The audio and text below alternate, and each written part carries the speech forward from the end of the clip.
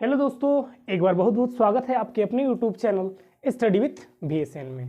दोस्तों, आज की क्लास में हम आपके लिए लेकर आए हैं मैथ के प्रैक्टिस सेट नंबर 14 को। इससे पहले भी हम लोगों ने बहुत ही सारे इंपॉर्टेंट और सिलेक्टिव क्वेश्चन के पार्ट 13 को देख लिया है, जो कि आपको जो भी वहाँ पे बताया गया है ना, बिल्कुल बेसिक अप्रोच से, बिल्कुल बेसिक तरीका से और एकदम ट्रिक के साथ कैसे आपको 2 सेकेंड में बनाने हैं। तो चलिए दोस्तों, आज की क्लास को हम लोग उन्हीं सारे क्वेश्चनों को देखेंगे, वही लेवल रहेगा और क्या अप्रोच होगा दोस्तों हम लोग इस वीडियो में देखेंगे। और दोस्तों, इस वीडियो को शुरू करने से पहले हम आपको बता दें, यदि आप जीडी की तैयारी कर रहे हैं ना, तो यह वीडियो आपके लिए काफ़ी हेल्पफुल होने वाला है दोस्तों, इसलिए वीडियो को स्किप मत करिएगा, एंड तक जरूर बने रहिएगा। और ये जो आप वीडियो देख रहे हैं, यह मिशन SSC GD 2022 के अंतर्गत दोस्तों।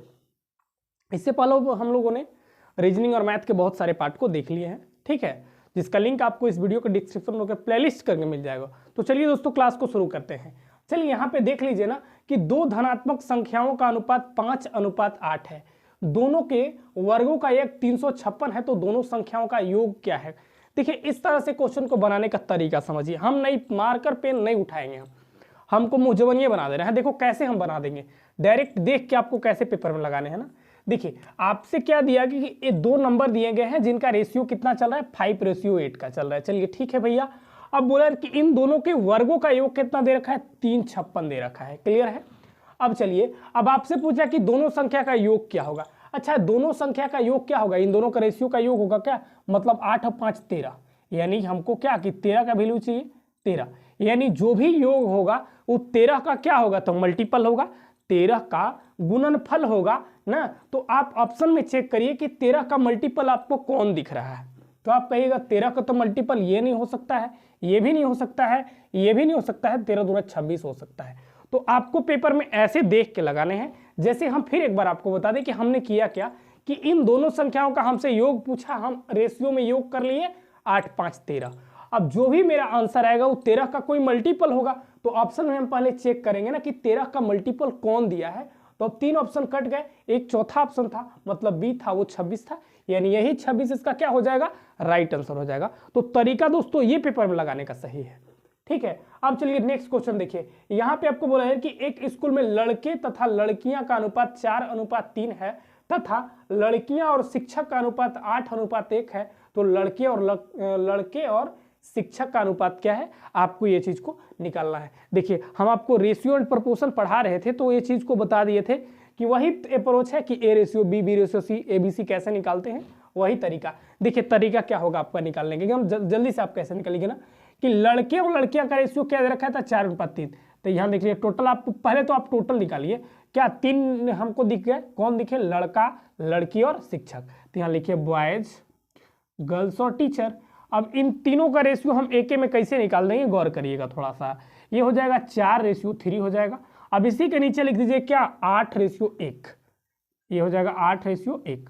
और मल्टीप्लाई करने का तरीका देखिए, इसका मल्टीप्लाई इसके साथ, फिर इसका मल्टीप्लाई इसके साथ, और फिर इसका मल्टीप्लाई इसके साथ, ठीक है। यानी करें 4 हो जाएगा 32, 8 3 24, और ये हो जाएगा 3 एकम 3।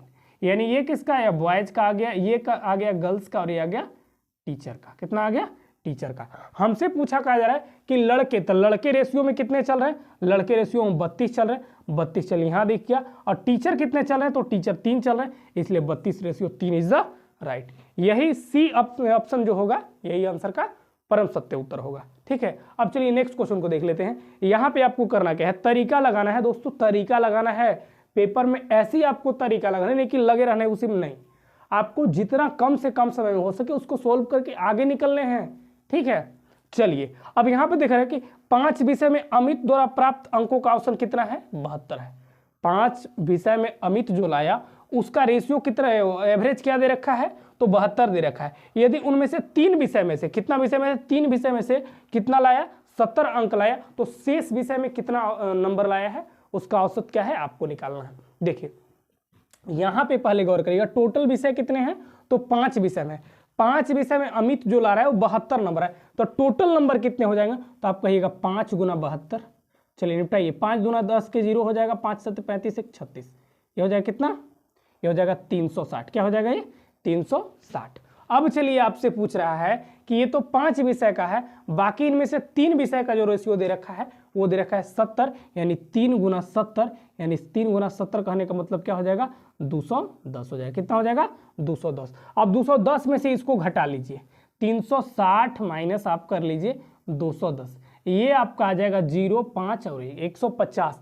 अब 150 क्या शेष 2 विषयों का औसत है। देखिए यहाँ पे 5 विषय का और यहाँ पे 3 विषय का, तो 5 में से 3 मतलब क्या कि 2 विषय का, तो 2 विषय का औसत क्या दे रखा है यहाँ पे 150, यानी एक विषय का जो औसत दे रखा है ये हो जाएगा 75। क्या हो जाएगा ये 75, 75 दूना 150। तो शेष विषय का जो औसत मुझे निकल कर आ गया है 75 निकल कर आ गया है, मतलब ऑप्शन नंबर बी निकल कर आ गया है। तो देख लीजिए तरीका ये सही होता है दोस्तों, ये नहीं कि आपको उसी में लगे रहना है, नहीं, आपको जितना कम समय में अचीव करना है वही आपके लिए काबिलियत और तारीफ है। ठीक है, चलिए अब आगे देख लीजिए। कहा जा रहा है कि दो संख्याएं 2:3 में है, यदि उनका एलसीएम कितना दे रखा है 48 दे रखा है, तो दोनों संख्याओं का योग क्या है। अब यहां भी देखिए हम वही तरीका लगाएंगे, थोड़ा सा देखिए तरीका लगाएंगे। दोनों संख्या का योग दे रखा है, मतलब कि क्या दोनों संख्या 3 और 2 5, तो 5 का मल्टीपल देखेंगे कौन कौन है, तो ये भी 5 का मल्टीपल, ये भी 5 का मल्टीपल, ये भी मैंने चारों 5 का मल्टीपल है, तो ऐसे हम नहीं पकड़ेंगे। ठीक है, अब चलिए तब दूसरा टेक्निक क्या है। दूसरा टेक्निक ये है दोस्तों, देखिए यहाँ पे क्या हो जाएगा, ये 3 और 2 5, 5x का वैल्यू कितना दे रखा है, सॉरी ये हो जाएगा 3 और 2 मल्टीप्लाई ना है, एलसीएम मैंने मल्टीप्लाई हो गया, यानी 3 दूना के 6 हो गया। कितना हो गया 6। अब 6 का वैल्यू 48, तो 1 का वैल्यू कितना हो जाएगा 6 बराबर हो जाएगा 48, तो 1 का वैल्यू हो जाएगा 8। कितना हो जाएगा 8। चलिए 1 का 8 वैल्यू हो गया है। अब 3 और 2 इनों का योग पूछा है, तो 3 और 2 5, तो 5 गुना कितना 8, यानी 8 5 40, यानी 40 इज द राइट आंसर। ठीक है, तो पेपर में सही तरीका दोस्तों लगाने का ये होता है, बिल्कुल छोटा छोटा आपको मिस्टेक नहीं करना है, पूरा वर्ड और पूरा सेंटेंस को आपको पढ़ लेना है कि हमसे पूछा क्या जा रहा है दोस्तों। और पहले भी हम आपको बार बार बताते आ रहे हैं कि ज़्यादा कमांडेड फिलहाल अभी आपको मैथ में करने हैं, क्योंकि पेपर का डेट काफ़ी नज़दीक है, बहुत ही कम समय आपके पास बचा है। ठीक है दोस्तों, तो आप इस तरह के वीडियो के लिए जरूर चैनल को सब्सक्राइब करिएगा और अपने दोस्तों के साथ जरूर शेयर करिएगा, जो आपके दोस्त फिलहाल एसएससी जीडी की तैयारी कर रहे हैं। काफ़ी हेल्पफुल वीडियो है ना, इससे पहले भी हम लोगों ने काफ़ी सारे पार्ट को देख रखा है।